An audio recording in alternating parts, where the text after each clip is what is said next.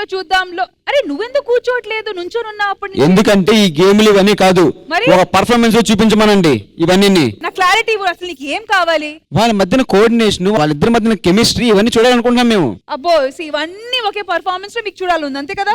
దాన్ని బట్టి డిసైడ్ అవుతారు.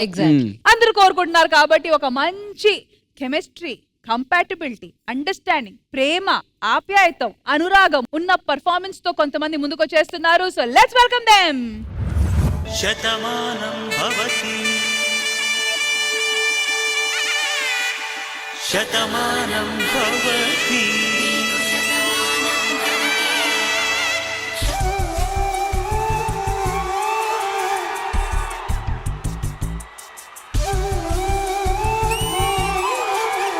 ఒక ఒంట్లోనే కాపురమున్న శివుడు పార్వతీ శతమానం భవతి. ధనువులు రెండు తామొకటైన సీతారాములకి శతమానం భవతి.